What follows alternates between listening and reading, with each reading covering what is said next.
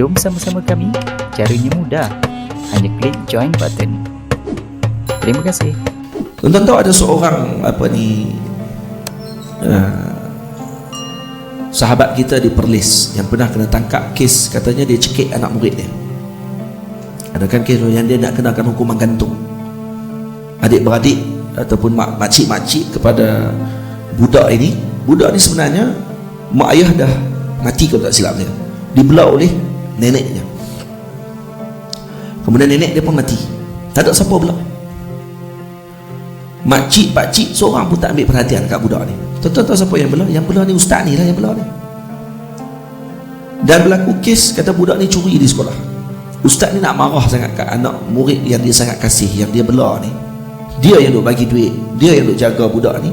Tiba-tiba budak ni ditangkap mencuri. Dia nak marah, dia terpegang tengkuk budak ni, bukan cekik pun tuan-tuan. Dia terpegang pada satu urat, yang urat ni kalau disentuh sikit saja akan boleh menyebabkan mati.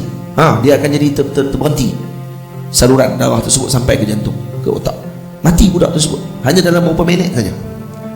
Dia pegang tu tak sampai berapa minit, dia pegang dan budak tu terus kolap dan mati. Nak jadi sebab lah kepada beliau. Dan nak jadi sebab juga bila budak ni meninggal. Ramailah makcik-makcik dia ni pun pakatlah baru bangun, kata ini anak menakan kami, dulu haram seorang pun tak ambil perhatian. Ni baru nak ambil sebab katanya ada juga duit ditinggalkan, yang dipakat duit nak benda tersebut. Jadi daripada tak hukuman, mereka paksa juga dan mereka desak untuk dijatuhkan hukuman berat lah kepada ustaz ni. Ustaz ni orang Perlis, dulu pernah mengajar di Matin, Maktafi Imam Nawawi, tapi dia keluar lepas tu dia mengajar di sekolah tersebut dan dah kena tangkap. Sekarang tuan-tuan masih dalam proses, katanya hukuman paling berat pun di penjara seumur hidup. Tuan-tuan tahu apa yang berlaku sekarang? Dia duduk dalam penjara. Dia pun pergi di penjara di Perak, di Tapah. Ada Mak Tafiz dalam tu. Ada Mak Tafiz dalam penjara. Terkejut dia ada Mak Tafiz dalam penjara. Geng-geng banduan duduk mengapai Quran pula dah. Siapa dia tu guru dia? Dia. Rupanya ustaz ni disebabkan Allah Ta'ala untuk dia jadi itu, dia masuk dalam penjara untuk didik orang dalam penjara. Orang penjara pula tak mau dia keluar. Orang penjara tu boleh keluar lah ustaz. Ustaz duduk sini terus lah, suruh dia duduk situ pula dah, jangan bagi dia keluar, biar dia duduk tak apa sama kami ni. Dia pula ada Mak Tafiz dalam, ada Mak Tafiz tulis pula Mak Tafiz dalam tu tuan-tuan, ada Mak Tafiz dalam penjara, dia tulis pula Mak Tafiz katanya dalam penjara di Tapah. Saya dengar cerita ni dari sahabat saya, dia kata ada seorang ni ditangkap kes dituduh rogol. Ada seorang Pak Gad ni dituduh rogol oleh pelajar di UiTM di Perlis. Budak ni ditangkap berzina dengan seorang lelaki dalam bilik kuliah. Pak Gad ni pergi tangkap. Lepas kena tangkap, dapat kes, Pak Gad ni pula dituduh. Budak perempuan ni pergi buat laporan polis, kata Pak Gad ni yang cabul dia. Dia yang tangkap, dia pula kena. Akhirnya kena tangkap, masuk penjara. Masuk penjara dalam sebulan ke 2 bulan. Sebulan masuk. Dan akhirnya kes tu digugurkan sebab rupanya isu tak betul. Baru dia cek balik, rupanya tak betul, dia dikeluarkan. Sebulan tu dia dihantar di Tapah. Dia kata sebulan tu lah dia jumpa dia terkejut, dia kata masuk dalam penjara tu, dia kata Masya Allah ada Mak Tafiz lagi. Maksud kata ada orang ni kadang-kadang Allah Ta'ala sebabkan jadi macam tu kerana untuk sebab yang lain yang lebih besar daripada tu. Tapi dalam akhbar akan cerita kata apa? Ustaz ni jahat, bunuh anak murid dan sebagainya. Pada kisah kita tak tahu, sebab tu kita jangan pandang orang dengan yang tak betul. Saya pernah dijemput mengajar di berceramah di penjara Pokok Sena dengan penjara di Al-Ustaz. Ketika saya nak pergi tu, ada seorang pegawai penjara ni kata dekat saya, dia kata Ustaz, sekejap Ustaz hentam sikit Ustaz, hentam sikit pokok ni, bubuh kakah sikit. Saya bukan jenis tu tuan-tuan. Kalau kita pergi dekat penjara, kita duduk pergi hentam mereka dah memang kerah dah, lebih kerah apa lagi. Saya kata okey, baik, insyaAllah dah pegawai kata macam tu, saya buat insyaAllah. Pergi sana, saya buka kitab apa tuan-tuan? Saya buka kitab Al-Imam Ibn Qudamah, kata silap saya, tentang At-Taibun, kitab berkenaan dengan cerita-cerita orang yang taubat. Cerita pasal Fudail bin Iyad, cerita pasal Malik bin Dinar, cerita pasal para awliya Ibrahim bin Adham. Yang orang-orang ni Allah SWT, mereka telah menjadi orang yang mulia di sisi Allah Ta'ala kerana taubat yang mereka lakukan. Orang penjara ni tuan-tuan, tak semua orang kita tengok muka pecah rumah ni hati dia tidak ada taman. Hati dia ada taman, tuan-tuan. Dia dengar saya cakap, tak ada seorang pun tidur dalam majlis, tak ada seorang menguap dalam majlis. Semua bagi perhatian sampai habis. Dan lepas tu siap bagi tahu pula, saya bagi tahu kepada abang-abang, kalau keluar nanti daripada penjara jumpa saya, tegur lah. Baik Ustaz, insyaAllah Ustaz.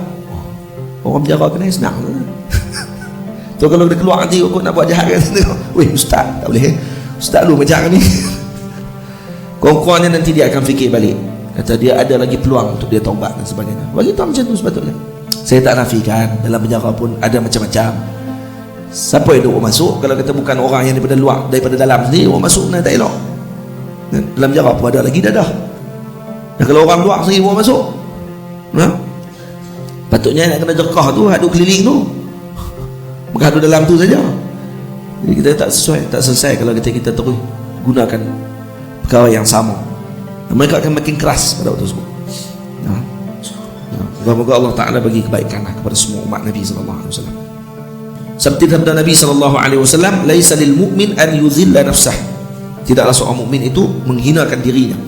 Menurut satu cerita, dan diceritakan tentang Fakhrul Islam Al-Arsabandi, bukan Irsabandi itu, pernah mengumpulkan kulit-kulit tembikai yang dibuang di tempat sunyi lalu dimakannya. Dikumpul kulit tembikai aja makan. Syekh Khalil bin Ahmad, Khalil Bangkalan, Kiai Khalil Bangkalan di Madura. Dulu sekarang makamnya di Madura. Belajar di Makkah Al-Mukarramah. Sahabat kepada Kiai Nawawi Bantani, Syekh Nawawi Bantani. Waktu belajar di Makkah tuan-tuan, hanya makan khishul bintir, makan kulit tembikai saja. Hak putih itu je dia makan. Ini orang-orang dulu. Al-Imam Syekhul Islam Zakaria Ansari pun sama juga.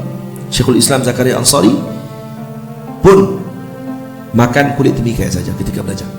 Dan dia pakaian dia compang-camping, sangat miskin. Kalau di jalan, orang-orang yang duduk di kedai kopi, yang duduk di qahwah ni, maqha, tempat jual kopi ni, minum-minum kopi, orang akan perli dia. Orang bila dia lalu, orang akan kata, ya Syekhul Islam, ta'al, wahai Syekhul Islam, mari ni. Waktu dia belajar lagi, dia kata, dia hina aku, dia kata, dia panggil aku macam tu dengan tujuan menghina. Saya akan belajar sungguh-sungguh sampai saya jadi Syekhul Islam, kata beliau. Dan sungguh dia jadi Syekhul Islam. Apa tu?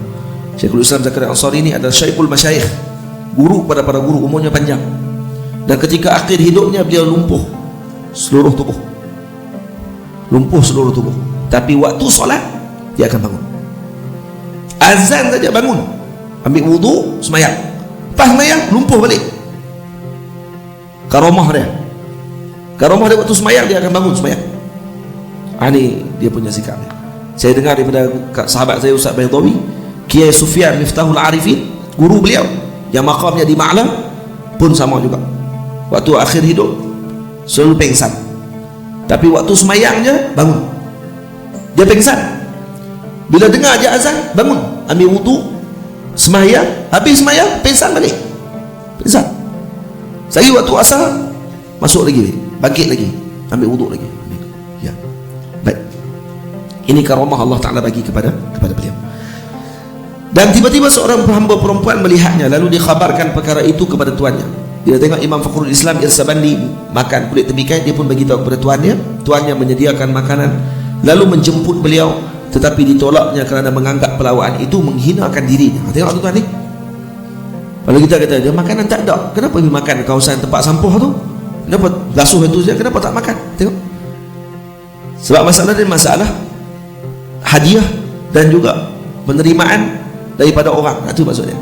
Orang yang tidak boleh, ahwal masing-masing tuan-tuan. Ahwal masing-masing. Dia maksudnya dia bukanlah kata, oh saya tak mau. Jadi dia tolak dengan baik. Saya tidak mau. Kata terima kasih banyak-banyak. Kata apa ni?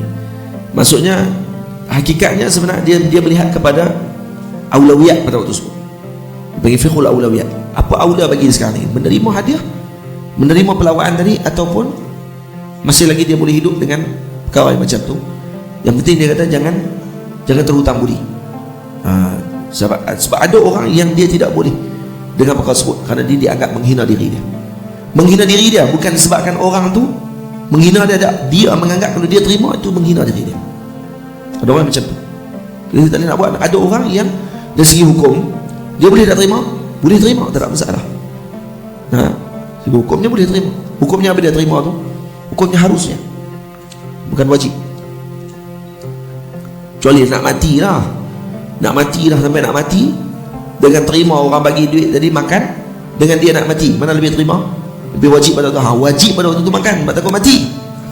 Babi pun boleh makan, tak takut mati.